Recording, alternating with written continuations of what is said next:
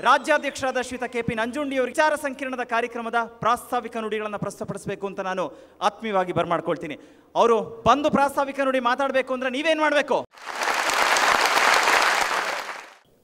ವೇದಿಕೆ ಮೇಲೆ ಆಸೀನರಾಗಿರ್ತಕ್ಕಂಥ ವಿಶ್ವಕರ್ಮ ಸಮಾಜದ ಆಧಾರ ಸ್ತಂಭಗಳು, ಸಮಾಜದ ಮಾರ್ಗದರ್ಶಿಗಳು, ಇವತ್ತು ಈ ಸಮಾಜ ಇಷ್ಟು ದೊಡ್ಡ ಧ್ವನಿಯಲ್ಲಿ ಎದ್ದು ನಿಲ್ಲೋದಕ್ಕೆ ಕಾರಣಕರ್ತರಾದಂಥ ಸಮಸ್ತ ವಿಶ್ವಕರ್ಮ ಸ್ವಾಮೀಜಿಗಳ ಪಾದಾರವಿಂದಕ್ಕೆ ನನ್ನ ನಮಸ್ಕಾರಗಳನ್ನು ಸಲ್ಲಿಸಿ, ಬಹಳ ವಿಶೇಷವಾದಂಥ ದಿನ, ವಿಶ್ವಕರ್ಮರ ಪಂಚ ಕಸಬುಗಳಿಗೆ ಜ್ಞಾನೋದಯ ಮಾಡಿದಂಥ ದಿನ ಇವತ್ತು. ವಿಶ್ವಕರ್ಮ ಜಯಂತ್ಯೋತ್ಸವದ ಈ ಅರ್ಥಪೂರ್ಣ ವೇದಿಕೆಯಲ್ಲಿ, ವೇದಿಕೆ ಮೇಲೆ ಹಾಗೂ ವೇದಿಕೆ ಮುಂಭಾಗದಲ್ಲಿ ಕುಳಿತಿರತಕ್ಕಂಥ ವಿಶ್ವಕರ್ಮ ಸಮಾಜದ ಎಲ್ಲ ನನ್ನ ರಕ್ತ ಸಂಬಂಧಿಕರೇ,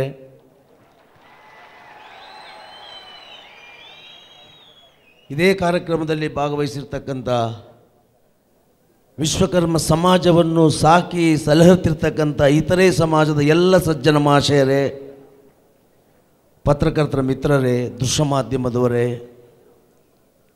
ಪೊಲೀಸ್ ಇಲಾಖೆಯವರೇ, ಈ ಕಾರ್ಯಕ್ರಮಕ್ಕೆ ಪ್ರತ್ಯಕ್ಷವಾಗಿ ಪರೋಕ್ಷವಾಗಿ ಸಹಕಾರ ನೀಡಿದಂಥ ಸಮಸ್ತ ಮಹನೀಯರು ಎಲ್ಲರಿಗೂ ಕೂಡ ನನ್ನ ಸಾಷ್ಟಾಂಗ ನಮಸ್ಕಾರಗಳು.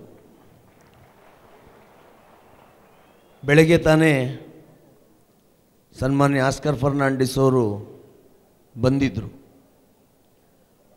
ಸುಮಾರು 13 ವರ್ಷಗಳಿಂದ ಅವರು ಈ ಸಮಾಜವನ್ನು ಕಟ್ಟಿ ಬೆಳೆಸೋದಕ್ಕೆ ನಮಗೆ ಬೆನ್ನೆಲುಬಾಗಿದ್ದಾರೆ.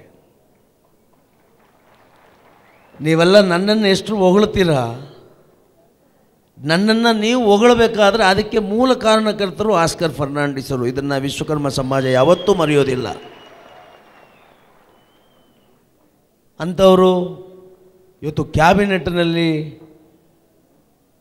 ಹೈವೇ ರೋಡ್ಗಳ ಬಗ್ಗೆ ಗಹನವಾದಂಥ ವಿಚಾರವನ್ನು ಮಂಡನೆ ಮಾಡುವಂಥ 2 ಗಂಟೆ ಮಧ್ಯಾಹ್ನ 2 ಗಂಟೆಯ ಸಮಯಕ್ಕೆ ಹೋಗಲೇಬೇಕಾದ್ದರಿಂದ ರಾತ್ರಿನೂ ಬಂದು ವೇದಿಕೆಯನ್ನು ಪರಿಶೀಲಿಸಿ ನಮ್ಮ ಜೊತೆ ಸುಮಾರು ಅರ್ಧ ಮುಕ್ಕಾಲು ಗಂಟೆಗಳ ಕಾಲ ಇದ್ದು ಎಲ್ಲವನ್ನೂ ನೋಡಿ ಮತ್ತೆ ಬೆಳಗ್ಗೆ ಬಂದು ವಿಶ್ವಕರ್ಮನಿಗೆ ಪ್ರಥಮ ಪೂಜೆಯನ್ನು ಸಲ್ಲಿಸಿ, ನಿಮ್ಮಗಳನ್ನು ಉದ್ದೇಶಿಸಿ ಮಾತಾಡಿದ್ರೆ ಸಭೆಗೆ ಬೇರೆ ರೀತಿ ಬಣ್ಣ ಬರ್ತದೆ, ಅದು ಬೇಡ, ಅದು ನಾನು ವಿಶ್ವಕರ್ಮನಾಗಿ ಬಂದಿದ್ದೇನೆ, ವಿಶ್ವಕರ್ಮನಾಗಿ ಹೋಗಿ ಮತ್ತೆ ಬರ್ತೇನೆ ಅಂತ ನಿಮ್ಮಗಳಿಗೆ ಹೇಳಿ ಹೋದಂಥ ಆಸ್ಕರ್ ಫರ್ನಾಂಡಿಸ್ ಅವ್ರನ್ನು ಕೂಡ ಈ ಸಂದರ್ಭದಲ್ಲಿ ನೆನಪು ಮಾಡ್ಕೋತಾ, ಎಲ್ಲ ರಾಷ್ಟ್ರೀಯ ಪಕ್ಷಗಳು, ಎಲ್ಲ ಪ್ರಾಂತೀಯ ಪಕ್ಷಗಳು ಕೂಡ ವಿಶ್ವಕರ್ಮರನ್ನು ನೆನಪು ಮಾಡ್ಕೋತಾ ಇದ್ದರೆ ವಿನಃ ವಿಶ್ವಕರ್ಮರ ಸಮಸ್ಯೆಗಳನ್ನು ಯಾರೂ ಮಾಡ್ಕೋತಾ ಇರಲಿಲ್ಲ. ಎಲ್ಲೋ ಒಂದು ಕಡೆ ಹೇಳೋರು ಆಚಾರ್ಯರು ಇದ್ದಾರೆ ಬಿಡ್ರಿ, ಅವ್ರೇನು ಬರ್ತಾರೆ ಊರಿಗೊಂದು ಮನೆ. ಯಾಕೆ ರಾಜಕೀಯವಾಗಿ ಅವ್ರಿಗೆ ಪ್ರಾಧಾನ್ಯತೆ ಕೊಡಬೇಕು? ಯಾರಿದ್ದಾರೆ ಆ ಸಮಾಜದಲ್ಲಿ ಮುಖಂಡರುಗಳು ಕೇಳುವಂಥವ್ರು? ನಮಗೆ ಹೇಳುವಂಥವ್ರು ಯಾರೂ ಇಲ್ವಲ್ಲ. ಚುನಾವಣೆ ಬಂದಂಥ ಸಂದರ್ಭದಲ್ಲಿ ಚುನಾವಣೆ ನಾಳೆ ಅಂದರೆ ಇವತ್ತು ರಾತ್ರಿ ಹೋಗಿ ಆಚಾರ್ಯನ ಮಾತಾಡಿಸಿದ್ರೆ ಸಾಕು, ನಮಗೆ ಓಟ್ ಕೊಡ್ತಾರೆ ಅನ್ನುವಂಥ ಒಂದು ಭಾವನೆ ಅವ್ರಿಗೆಲ್ಲ ಬಂದಿದ್ದರಿಂದ ಯಾರೂ ಕೂಡ ನಮ್ಮನ್ನು ಗಹನವಾಗಿ ಹತ್ತಿರಕ್ಕೆ ತಗೊಂಡಿಲ್ಲ. ನಂಜುಂಡಿಯವರು ನಮ್ಮ ಸಮಾಜದವರು ಅಂತ ಹೇಳ್ಕೊಳೋದಕ್ಕೆ ನಮಗೆ ಹೆಮ್ಮೆ ಆಗ್ತದೆ. ಅದು ಸಮುದಾಯಕ್ಕೆ ಗೊತ್ತಾಗಬೇಕು, ನೀವು ಬರಬೇಕು ಅಂತ ಕರೆದರು. ಅವತ್ತು ನಾನು ಏನೋ ಗೊತ್ತಿಲ್ಲ ನನಗೆ, ಅವತ್ತೇನೋ ಆಯಿತು ಬಿಡ್ರಿ ಅಂತ ಬಂದೆ. ನಾನು ಬಂದ ನಂತರ ನನಗೆ ಗೊತ್ತಾಗಿದ್ದು ಸಮಾಜದ ಇತಿಹಾಸ ಏನು ಅಂತ.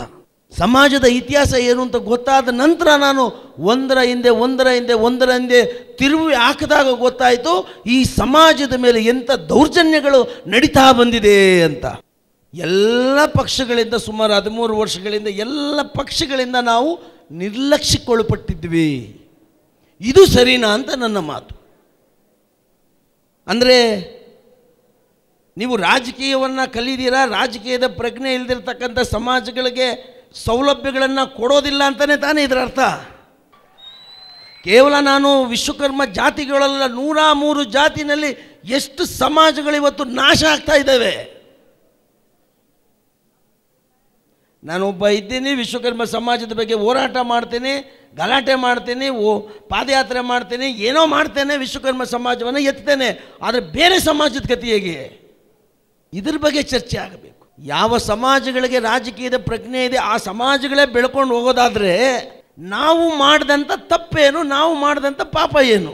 ಅಂದರೆ ಇವರು ಕನ್ಕ್ಲೂಷನ್ ಒಂದೇ, ಇವರ ತೀರ್ಮಾನಗಳು ಒಂದೇ.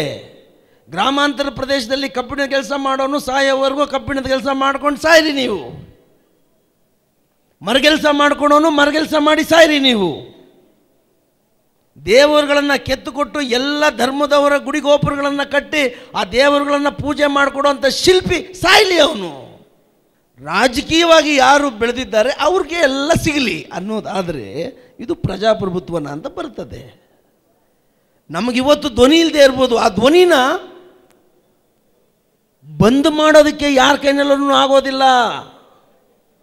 ನಮ್ಮ ಧ್ವನಿ ನಮಗಿವತ್ತು ಇಲ್ಲದೆ ಇರ್ಬೋದು ರಾಜಕೀಯವಾಗಿ, ಆದರೆ ಇದು ಶಾಶ್ವತವಾಗಿರೋದಕ್ಕಾಗೋದಿಲ್ಲ.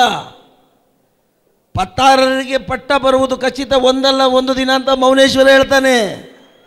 ಅದು ನನಗಿಲ್ಲದೆ ಇರ್ಬೋದು, ಮತ್ತೊಬ್ಬರಿಗೆ ಬರ್ತದೆ. ನಾವು ಮಾಡೋ ಹೋರಾಟದ ಪ್ರತಿಫಲ ನಮಗೆ ಸಿಗದೆ ಇರ್ಬೋದು, ಸಮಾಜದವ್ರಿಗೆ ಸಿಗ್ತದೆ. ಇವತ್ತು ಈ ಸಮಾಜವನ್ನು ಕಡೆಗಣಿಸಿದ್ರೆ ಏನು ಕದಿ ನಮ್ಮದು?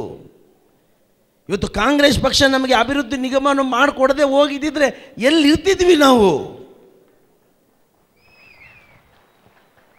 13 ವರ್ಷಗಳ ಕಾಲ ಒಂದು ಪಕ್ಷಕ್ಕೆ ನಾನು ಬೆಂಬಲ ವ್ಯಕ್ತಪಡಿಸಿದ್ದಕ್ಕೆ ಶ್ರೀಮತಿ ಸೋನಿಯಾ ಗಾಂಧಿ ಅವರು, ಆಸ್ಕರ್ ಫರ್ನಾಂಡಿಸ್ ಅವರು ಕೂತ್ಕೊಂಡು ಪಕ್ಷದ ಪ್ರಣಾಳಿಕೆಯಲ್ಲಿ ನಮ್ಮ ಅಭಿವೃದ್ಧಿ ನಿಗಮನ ಹಾಕಿದ್ರು.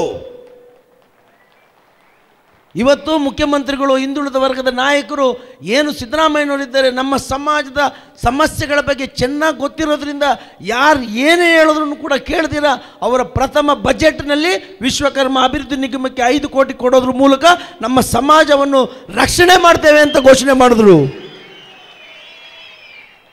ನಾವು ಹೋರಾಟನೇ ಮಾಡದೆ ಹೋದರೆ ನಾವೆಲ್ಲಿರ್ತೀವಿ ಅಂತ ತಿಳ್ಕೋಬೇಕು ನಾವು.